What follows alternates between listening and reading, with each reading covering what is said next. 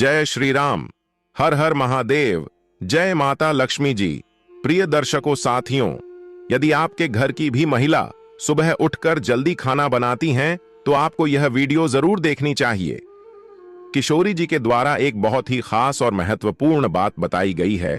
उन्होंने स्त्रियों के सुबह जल्दी खाना बनाने के संबंध में एक बहुत बड़ी बात कही है, जिसे जानना आपके लिए अति आवश्यक है। प्रिय माताओं बहनों, स्त्री घर की लक्ष्मी मानी जाती है। शास्त्रों के अनुसार स्त्री को धन का अभी दूसरा रूप माना जाता है, क्योंकि जिस घर की महिला सदैव प्रसन्न रहती है उसे घर में मां लक्ष्मी का वास होता है। बंधुओं, किशोरी जी ने एक छोटी सी कहानी के माध्यम से बताया है, जिसे जानना आपके लिए बहुत ही ज्यादा महत्वपूर्ण है कि जिसके घर की महिला सुबह जल्दी खाना बनाती है और यह 5 महत्वपूर्ण काम रोज करती है, तो उस घर में क्यों स्वयं माता लक्ष्मी जी वास करती है।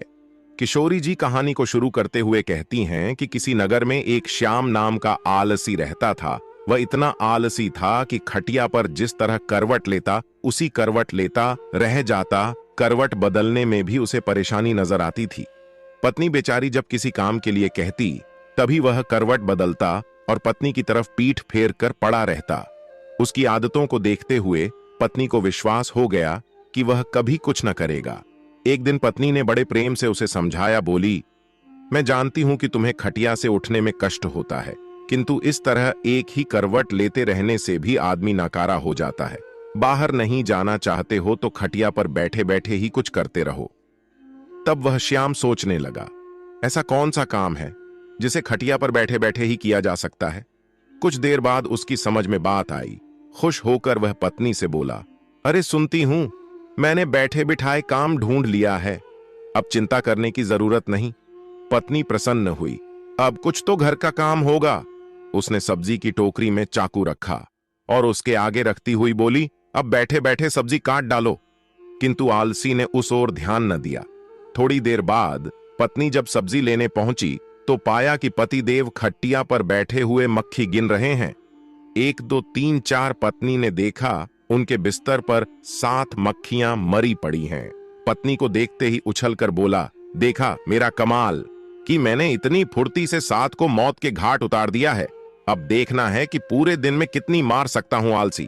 महाराज को अब यही धुन सवार हो गई। उसे जहां मक्खी दिखती वहीं फट से हाथ मार देता। कई बार तो अपनी ही गर्दन पर इतनी जोर से हाथ जमाया कि उसकी गर्दन टेढ़ी हो गई। कई बार पत्नी की नाक तोड़ दी। मक्खी मारने के चक्कर में उसने घर के बर्तन तोड़ डाले। उसने प्रतिज्ञा कर ली कि कम से कम 1000 मक्खियां मार कर ही दम लेगा। जल्दी ही वह दिन भी आ गया। जब उसकी प्रतिज्ञा पूरी हुई, उस दिन आलसी ने सारे शहर का चक्कर लगाया। कंधे पर बांस का एक मजबूत डंडा रखा और खुशी से उछलता कूदता अपनी बहादुरी का बखान करता जा रहा था और सोच रहा था कि आज हजारों को मौत के घाट उतार आया हूं। यह सुनकर लोग भयभीत हो गए। सारे शहर में हवा की तरह बात फैल गई कि उसने हजारों को मौत के घाट उतार दिया है। लोगों ने उसका नाम 1000 मारी रख दिया। अब आलसी महोदय जिससे सड़क या गली कूचे से गुजरते, वहीं लोगों की भीड़ उमड़ पड़ती। उस बहादुर को देखना चाहिए जिसने हजारों को मौत के घाट उतारा है। धीरे धीरे 1000 मारी सारे राज्य में प्रसिद्ध हो गया। कुछ दिनों बाद उस राज्य पर एक दूसरे राजा ने अचानक हमला बोल दिया। राजा के पास उस समय कोई अच्छा सेनापति नहीं था। उसने दूतों को आदेश दिया कि वे तुरंत सारे राज्य में घूम कर देखें और जहां भी उन्हें सेनापति के योग्य कोई युवक दिखाई दे उसे फौरन हमारे दरबार में हाजिर करें। आदेश पाते ही दूर जहां तहां शहरों में घूमने लगे। उन्हीं दिनों में 1000 मारी का नाम सर्वत्र गूंज रहा था। दूतों ने जब सुना तो वे उसके घर जा पहुंचे। राजा के दूतों को अपने घर पर आया देख 1000 मारी भय से कांपने लगा। वह घर के अंदर एक अंधेरे कोने में दुबक कर बैठ गया। पत्नी से बातचीत होने पर मालूम हुआ कि राजा 1000 ऐसे बहादुर को अपना सेनापति बनाना चाहते हैं, इसलिए तुम उसे जल्दी हमारे साथ भेज दो। पत्नी को लगा जैसे वह कोई सपना देख रही है। अपने पति की असलियत को वह जानती थी। सोचने लगी, काश ऐसा हो सकता। किसी तरह राजा के दूत 1000 मारी को अपने साथ लेकर राजा के दरबार में पहुंचे। उस लंबे तगड़े नौजवान को जब राजा ने अपने सामने खड़ा पाया तो मन ही मन प्रसन्न हुआ और पूछा, तुम्हारा ही नाम 1000 मारी है? आलसी बोला, जी हुजूर, मुझे ही हजार मारी कहते हैं। राजा बोला, तुम्हारी बहादुरी के चर्चे हमने सुने हैं। हम चाहते हैं कि शत्रु के साथ हो रहे युद्ध में तुम हमारी सेना का संचालन करो। कांपते हुए हजार मारी ने राजा की आज्ञा को स्वीकार किया और इस बात की सूचना देने के लिए घोड़े पर सवार हो पत्नी के पास पहुंचा। और यह सुनकर पत्नी की खुशी का ठिकाना न रहा। उसने सोचा, हजार मारी सेना तो बन गया, पर शत्रु की सेना का मुकाबला वह कैसे करेगा?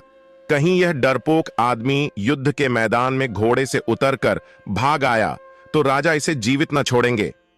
उसने एक मजबूत रस्सी से हजार मारी को घोड़े से बांधना शुरू किया। हजार मारी ने पूछा, यह क्या कर रही हो? हजारे की पत्नी ने जवाब दिया कि मैं आपको घोड़े के साथ बांध रही हूं। स्वामी हजारी ने पूछा कि ऐसा किस लिए? पत्नी ने जवाब दिया, इसलिए आपको घोड़े से बांध रही हूं कि कहीं आप लड़ाई के लिए उतावले होकर घोड़े से कूद पड़े और पैदल ही न लड़ने लगे। वापस लौटने पर भरे दरबार में जब लोगों ने हजार मारी को घोड़े से बंधा हुआ पाया तो उनका उत्साह और भी बढ़ गया। ऐसा वीर सेनापति दूसरा कौन हो सकता है? तब सेना युद्ध के लिए तैयार थी। राजा की आज्ञा पाते ही हजार मारी के नेतृत्व में वे युद्ध भूमि की ओर चल पड़े। शत्रु की सेना को जब मालूम हुआ कि एक बड़ी फौज के साथ हजार मारी मुकाबला करने चल पड़ा है तो उनके योद्धाओं का धैर्य टूट गया। उन्होंने सुना था कि हजार मारी अकेला ही हजारे को मार गिराता है। यह नाम सुनते ही बड़े बड़े योद्धाओं के होश उड़ गए। उन्हें साक्षात अपनी मृत्यु नजर आने लगी। हजार मारी की सेना का उत्साह आसमान को छू रहा था। मैदान में पहुंचते ही वे शत्रु की सेना पर टूट पड़े। दोनों सेनाओं के बीच घमासान युद्ध होते देख हजार मारी ने अपने घोड़े के साथ बांसुओं के घने जंगल में जा छिपा, किंतु उसकी सेना ने शत्रुओं को दम न लेने दिया।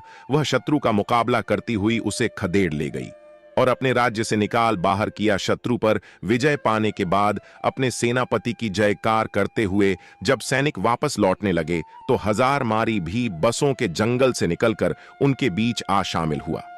वापस लौटने के बाद नगर में धूमधाम से विजय उत्सव मनाया गया। हजार मारी की वीरता पर राजा प्रसन्न हो उठे। मेरे बहादुर सेनापति, हमें तुम पर गर्व है। तुम्हारी अद्वितीय वीरता के कारण हमें विजय प्राप्त हुई है। इसके पुरस्कार स्वरूप हम तुम्हें 1000 स्वर्ण मुद्राएं देते हैं। साथ ही हमेशा के लिए तुम्हें प्रधान सेनापति नियुक्त किया जाता है। घोषणा सुनकर हजार मारी बहुत प्रसन्न हुआ और मन ही मन अपने भाग्य को सराहने लगा। उसके बाद राजा ने पूछा कि बहादुर सेनापति हजार मारी जी, आप हमें यह बताइए कि आप इतना बहादुर भरा काम इतनी आसानी से कैसे कर लिया? तब हजार मारी ने बड़े ही गर्व के साथ जवाब देते हुए बोला कि हे राजन, ये जो कुछ भी हुआ है यह सब मेरी समझदार और बहादुर पत्नी की वजह से हुआ है। इसमें एक बहुत ही गुप्त राज छिपा हुआ है जिसे मैं आपको अकेले में राजमहल से बाहर अपने घर जाने के बाद ही बताना चाहूंगा। राजा ने पूछा कि सेनापति हजार मारी, यह बताओ कि तुम यहां वह गुप्त बात क्यों नहीं बता सकते हो? तो उसने कहा, यही तो मेरी सफलता का राज है जिसे मैं सबके सामने नहीं बता सकता। आपको मेरे साथ बाहर मेरे घर चलना पड़ेगा। तब राजा ने कहा, ठीक है, मैं तुम्हारे साथ राजमहल से बाहर तुम्हारे घर जाने के लिए तैयार हूं। तब राजा और सेनापति दोनों एक साथ राजमहल से सेनापति के घर गए। जब वह घर पहुंचे तो उन्होंने देखा कि सेनापति हजार मारी की पत्नी अपने घर में बैठी बड़ी बेसब्री से अपने पति की इंतजार कर रही थी। जैसे ही हजार मारी की पत्नी ने सुबह सुबह अपने पति और राजा साहब को अपने घर पर आते देखा, वह तुरंत उठी और राजा साहब के सम्मान के लिए उपयुक्त व्यवस्था करने में जुट गई। फिर राजा का बड़े ही सम्मान के साथ स्वागत सत्कार किया और वह खाना तो बना ही चुकी थी। तभी उसने राजा साहब को खाने के लिए भी चौकी सजा दी और राजा साहब को अच्छे से सुबह सुबह ही खाना खिला दिया। तब फिर हजार मारी बोला, अब तो आपने देखा ही होगा और समझ भी गए होंगे कि मेरी जीत का असली राज क्या है। मतलब कि है महाराज, जैसा कि हम सभी को पता है कि जिस घर की महिला सुबह प्रातःकाल ब्रह्म मुहूर्त में उठ जाती है उसके घर में कभी भी लक्ष्मी की कमी नहीं होती है और उसके यहाँ लक्ष्मी का वास होता है। और वही जिस घर में कोई महिला सुबह सुबह जल्दी खाना बनाती है उसे घर की तरक्की बिल्कुल पक्की है, क्योंकि राजा साहब और हम सभी लोग यहाँ जानते हैं कि जिस घर में सुबह जल्दी खाना बन जाएगा तो उसे घर की तरक्की इस तरह से होती है जैसे कि यदि सुबह जल्दी खाना बनेगा तो घर के बच्चे जल्दी से स्कूल के लिए भी चले जाएंगे। और यदि कोई व्यक्ति कहीं ऑफिस में काम करता है या फिर किसी को कोई जरूरी काम है, तो वह घर से कभी भी खाली पेट नहीं जाएगा। वह कहीं भी खाना खाने की बात जा सकता है और अपना पूरा काम पूरी लगन और मन से कर सकता है। तो सुबह सुबह जो भी स्त्री जल्दी खाना बना लेती है, उसके घर में तरक्की होना बिल्कुल तय है। हजारमारी ने फिर राजा साहब से जो भी उसके जीवन में अपनी पत्नी के प्रति सहायता की बातें जितनी भी थीं और वह युद्ध में किस प्रकार से जीता था, यह सब राजा साहब को पूरी कहानी बता देता है। तब राजा साहब यह सब जानने के बाद कहते हैं, आपने बिल्कुल सही कहा सेनापति जी। जिस घर की महिला सुबह जल्दी ब्रह्मा मुहूर्त में उठकर के सारे घर के कार्य कर लेगी और सुबह जल्दी खाना बना लेगी, उसे घर की तरक्की तो बिल्कुल तय है। उसके बाद राजा साहब ने हजारमारी की पत्नी को ढेर सारी अशर्फियां और जवाहर से सम्मानित किया। तो प्रिय दर्शकों, आपको यह अच्छी तरह से समझ में आ गया होगा कि किसी भी घर की तरक्की के लिए महिला का योगदान सर्वोपरि होता है। और किसी ने कहा भी है कि किसी भी कामयाब व्यक्ति के पीछे किसी महिला का हाथ जरूर होता है, और घर की महिला यदि चाहें तो घर को स्वर्ग बन सकती है। तो आशा करते हैं ये वीडियो आपको अच्छी लगी होगी। यदि वीडियो अच्छी लगी है तो इस वीडियो को लाइक और चैनल को जरूर सब्सक्राइब कर लीजिएगा। जय माता लक्ष्मी, जय सीताराम। स्वस्थ रहें, सुरक्षित रहें। धन्यवाद।